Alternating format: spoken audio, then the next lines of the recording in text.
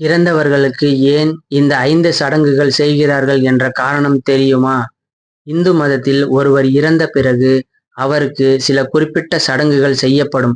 இதனை இறுதிச் சடங்கு என்கிறோம்.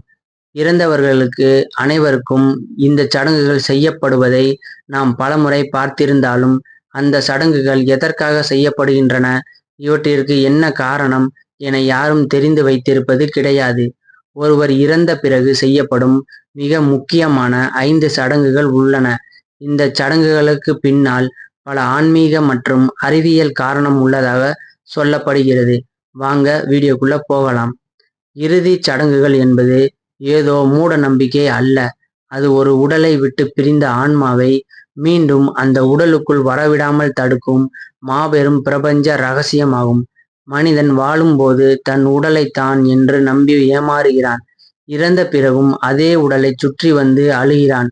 அவனது கட்டை விரலை கட்டி, வாயை மூடி, நெற்றியை கட்டி, கடைசியில் உடலையே எரித்து சாம்பலாக்குவது ஏன் தெரியுமா?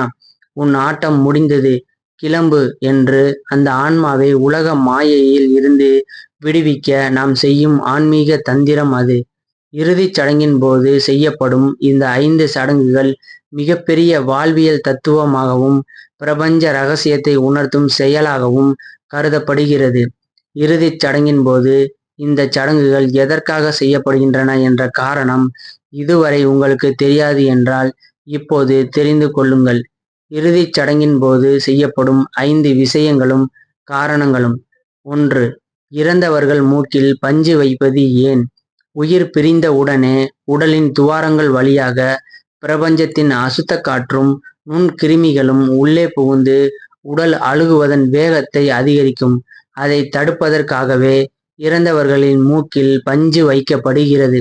இறந்தவர்களின் கால் கட்டை விரலை கட்டுவது ஏன்?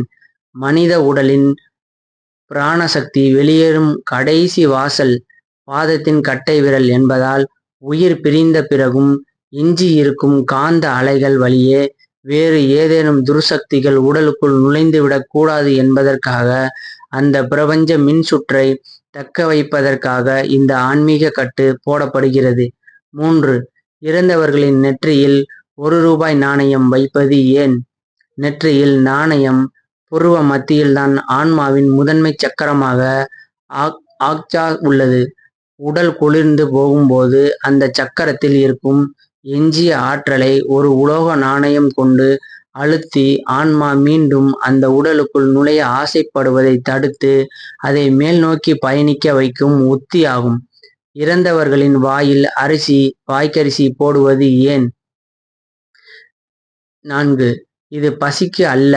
பிரபஞ்சத்தின் பஞ்ச பூதங்களில் ஒன்றான நிலத்தின் கடைசி பிரதிநிதித்துவம் அது. இந்த மண்ணில் நீ உண்ட உணவு முடிந்தது, இனி இந்த உடலுக்கு எந்த தேவையும் இல்லை என்று அந்த ஆன்மாவிற்கு உணர்த்தும் விடைபெறுதல் நிகழ்விற்காக தான் இந்த சடங்கு மேற்கொள்ளப்படுகிறது. 5. இறந்தவர்களை எரிப்பதா புதைப்பதா எது சரியான முறை? ஆதி காலத்தில் சித்தர்களும் ஞானிகளும் உடலை இயற்கையோடு சேர்க்க புதைக்கும் முறையை கையாண்டனர். காரணம், அவர்களின் உடல் தியானத்தால் புனிதமடைந்தது என்பதால். ஆனால் சராசரி மனிதர்களுக்கு எரிப்பதே மிகச் சரியானது. மனிதன் தன் உடலின் மீது அதிக பற்று வைத்திருப்பான். உடலை புதைத்தால் ஆன்மா அந்த இடத்தையே சுற்றி சுற்றி வரும். ஆனால் உடலை எரியூட்டி சாம்பலாக்கும் போது நம் கூண்டு அழிந்து விட்டது என்பதை ஆன்மா நேரடியாக பார்த்து உடனடியாக தன் அடுத்த பிரபஞ்ச பயணத்தை தொடங்கும். நன்றி, வணக்கம்.